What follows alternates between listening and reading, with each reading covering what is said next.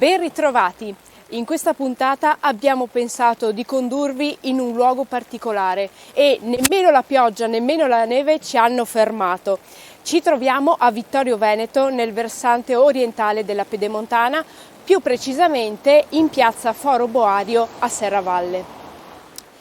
Parliamo di storia e di identità. Alle mie spalle si trova la chiesa di San Giuseppe, edificio sconsacrato, ora divenuto il Sacrario delle Bandiere. Allora andiamo a scoprirlo.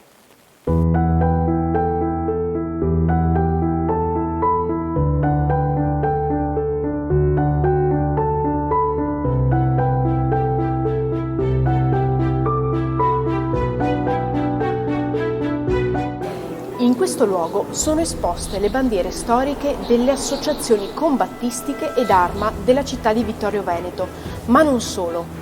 All'interno di questo luogo possiamo vedere, tra gli altri, il labaro della sezione di Vittorio Veneto dell'Istituto Nastro Azzurro, quello della Presidenza Nazionale dell'Associazione Nazionale dei Cavalieri dell'Ordine di Vittorio Veneto e numerosi altri vessilli provinciali e sezionali, importanti non solo a livello regionale ma anche nazionale.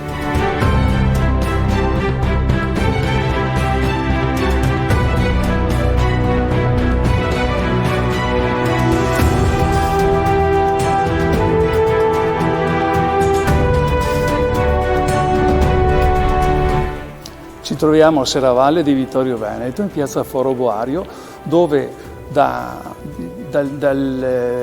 dagli inizi dell'Ottocento insiste questo edificio. È una chiesa che prima faceva parte di un convento, poi diventato l'ospedale civile di Vittorio Veneto. Questa chiesa, che è patrimonio della parrocchia, per molti anni era luogo di culto, poi venivano celebrati i funerali, l'avvio dei funerali, e poi è stata dismessa come luogo di sacro e è rimasta così inutilizzata. Gli alpini nel 2011, per celebrare l'80° anniversario della costituzione della sezione, hanno avuto l'idea che questo luogo potesse diventare la sede di una raccolta di testimonianze. Molte associazioni d'arma hanno le loro identità, i loro vessilli, le loro bandiere accatastate di qua e di là, e si è pensato che questo potesse diventare un luogo nel quale far confluire tutti questi elementi identificativi.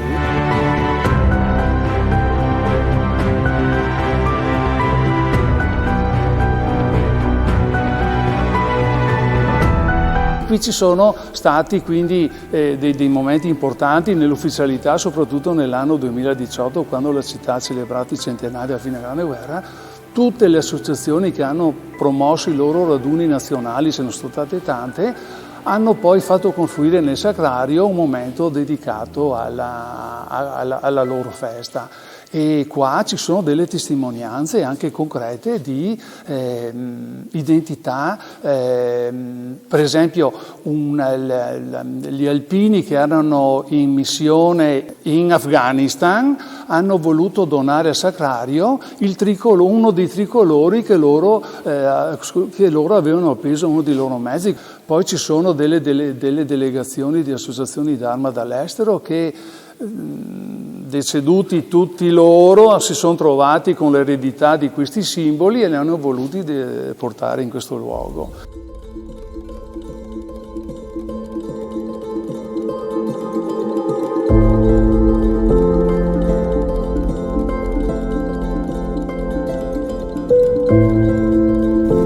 Noi stiamo conservando il gonfalone dei Cavalieri di Vittorio Veneto.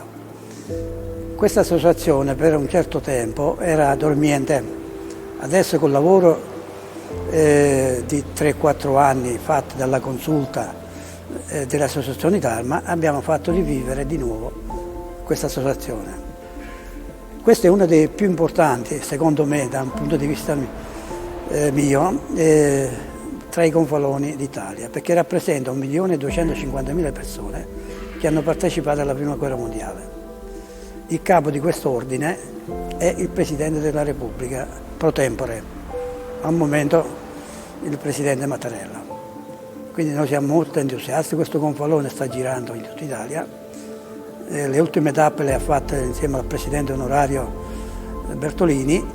Siamo stati a Caporetto, Reticuglia, ha sfilato a Roma il 2 giugno, il 24 maggio, 10 giorni prima, per l'entrata in guerra dell'Italia, ha sfilato in una cerimonia all'altare della patria.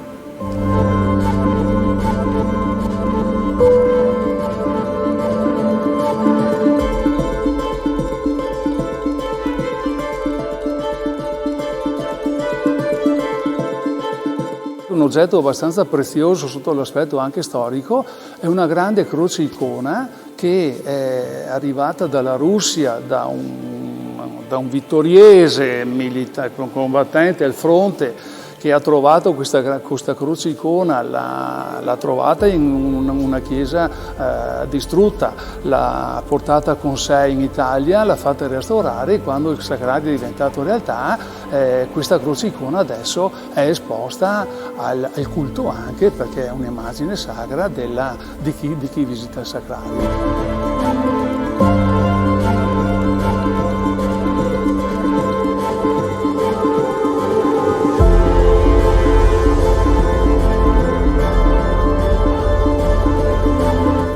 Qui c'è una minima parte dei labari, i comuni, o parecchi, se li sono tenuti nelle loro amministrazioni con una bacheca qualcosa, ma che ce ne stanno arrivando ancora, ogni tanto ci arriva una richiesta di cosa fare, di come aprire queste sezioni. Noi il 4 di febbraio abbiamo con la nostra presenza del Gonfalone anche, parteciperemo al Triveneto degli Alpini, dove questa cosa comincia veramente a prendere piede.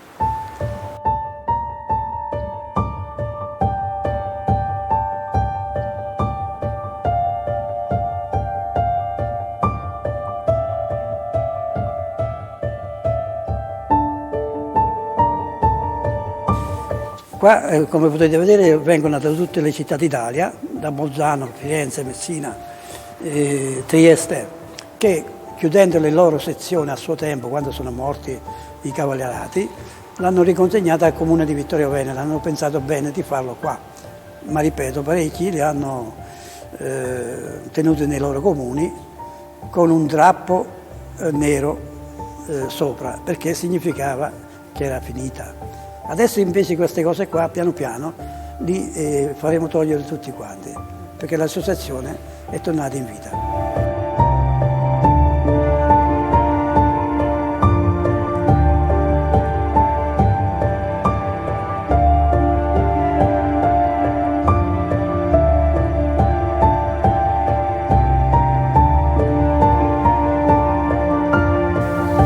All'interno di questo sacrario possiamo ammirare anche le testimonianze di un personaggio particolare, Alessandro Tandura. Si tratta del primo paracadutista sul fronte di guerra.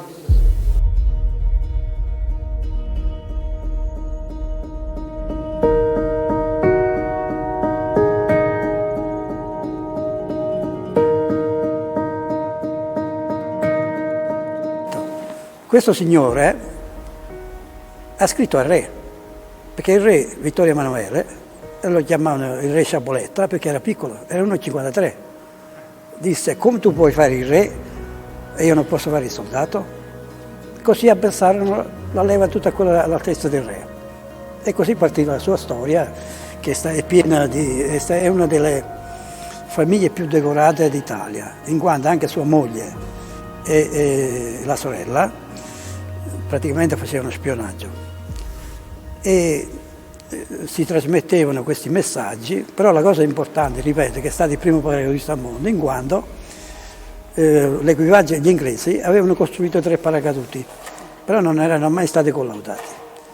E chiesero l'equipaggio inglese agli italiani e quant'altro, dovremmo fare un lancio, però non è stato mai collaudato, e questo Tandura si offrì per fare questa cosa, che a 5 chilometri da qui andava a finire sul sacrario a Colle Umberto, non dove doveva atterrare. Comunque fu fatto prigioniere e tutto quanto, riuscì a scappare, la sua storia con le sorelle che trasmettevano questi messaggi. Poi la sua vita è finita a Mogadiscio. Dopo 2 anni poteva ricongiungersi con la moglie. E la moglie è arrivata con piroscafo, avevano già preparato la festa, tutto quanto, una fine banale, corse in braccio alla moglie per abbracciarla, un infarto.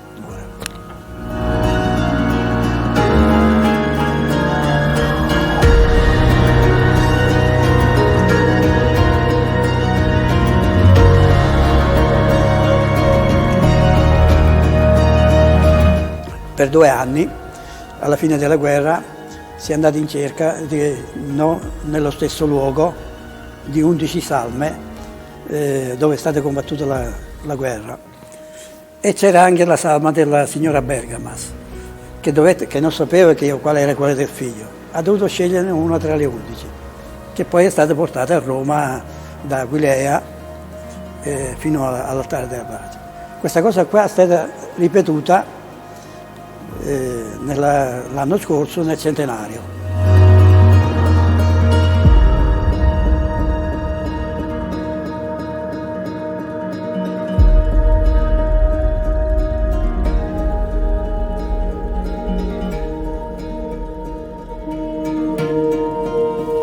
Vale la pena visitare questo luogo perché le ragioni che sostengono tutte le associazioni d'Arma, cioè la nostra storia, non tanto la storia di guerra, ma quando la nostra identità di cittadini che riconoscono nel loro trascorso anche questo momento della loro vita, è rappresentata da questi simboli. Chi viene qua vive un momento di rivisitazione, ci sono dei documenti epistolari, ci sono delle immagini, ci sono delle testimonianze che vale la pena conoscere, e sapere il nostro passato è una cosa importantissima.